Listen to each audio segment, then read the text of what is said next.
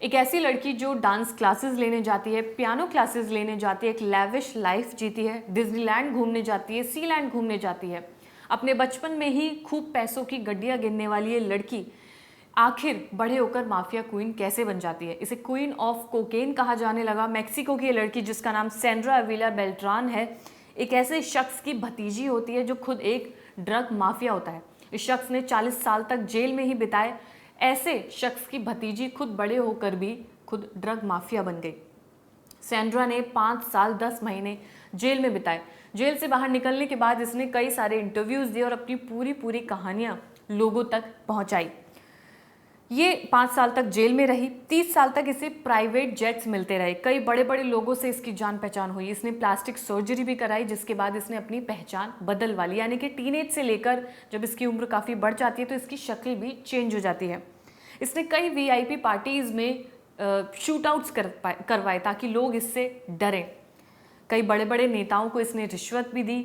यूँ मान लीजिए इसके लिए $1 मिलियन कुछ पैसे मायने ही नहीं रखते थे। तो काफ़ी बड़े बड़े लोगों के साथ इसका उठना बैठना हुआ, तो इतने पैसे जाहिर सी बात है मायने नहीं रखते।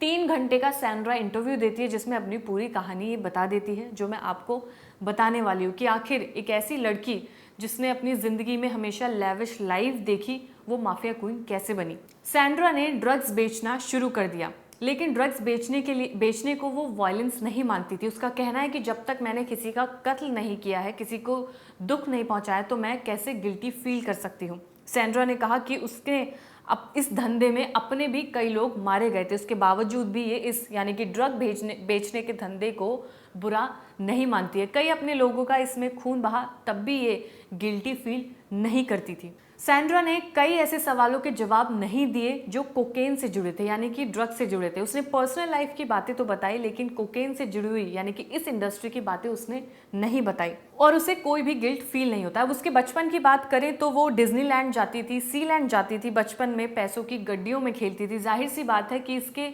जो पिताजी थे वो भी ड्रग माफिया थे, वो एक तरह से फाउंडर थे इस पूरे बिजनेस के। तो शायद इसने अपना बिजनेस को ही कैरी फॉरवर्ड किया। रॉयल्टी में हमेशा रही, इम्पोर्ट एक्सपोर्ट करना इसने अपने पापा से सीख लिया था। सैंड्रा ने जर्नलिज्म की क्लास भी ली, यानी कि वो पत्रकारिता सीख रही थी। उसने कई जगहों पर अपना इंटरेस्ट दिखाया। जब ये यूनिवर्सिटी में जाने लगी तो इसकी कई लोगों से मुलाकात हुई और वहाँ पर एक लड़का इसका बॉयफ्रेंड बन जाता है जो इतना ज़्यादा जेलस फील करता है कि वो सैंड्रा को किडनैप कर लेता है। जब किडनैप करने के बाद सैंड्रा उसके जाल से बाहर निकल कर आती है, तब से ये ड्रग अंडरवर्ल्ड में अपना कदम रख लेती है और फिर तब से इसने मुड़कर नहीं देखा।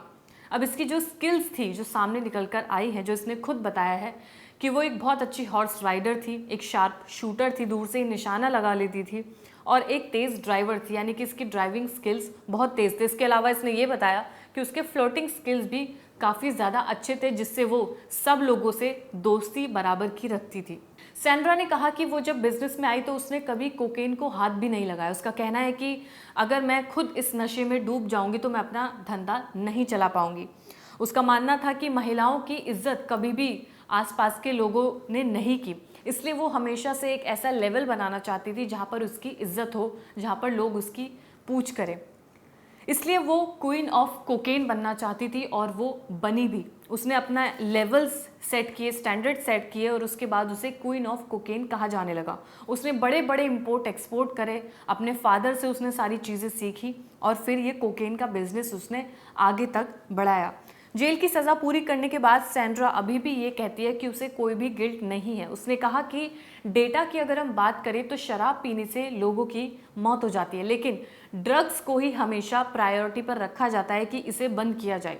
उसका कहना है कि अगर मैंने कोई खून नहीं किया है, मैंने कोई रेप नहीं किया है, मैंने किसी का घर बर्बाद नहीं किया है, तो मैं किस गिल्ट में रहूं। उसका यही मानना है कि औरतों को कभी भी एक वो इक्वल राइट्स नहीं दिए गए, तो वो अपने लिए और सभी महिलाओं के लिए वो इक्वल राइट्स लाना चाहती थी। लेकिन ये गलत तरीका उसने अपनाया कि वो कोकेन के बिजनेस से ये सारी चीज़ें करना चाहती थी, इसीलिए उसकी ये कहानी आज माफिया क्वीन के सेक्शन में सुनाई जा रही है। अगर उसने कुछ ऐसा काम किया होता तो शायद इस सेक्शन में उसकी बात नहीं हो रही होती। तो ये थी मेक्सिको की वो लड़की जो अपने रॉयल ख़ानदान में रहती है, सारी चीज़ें ऐशो आराम उसके पास होते हैं, लेकिन वो बनती है एंड में ऐसी माफिया क्वीन जो कोकेन का बिजनेस करती है। ऐसा कोई भी नाम अगर आप जानते हैं तो हमें कमेंट सेक्शन में ज़रूर बताइएगा। ये कहानी कैसी लगी हो वो भी कमेंट सेक्शन में ज़रूर बताइएगा।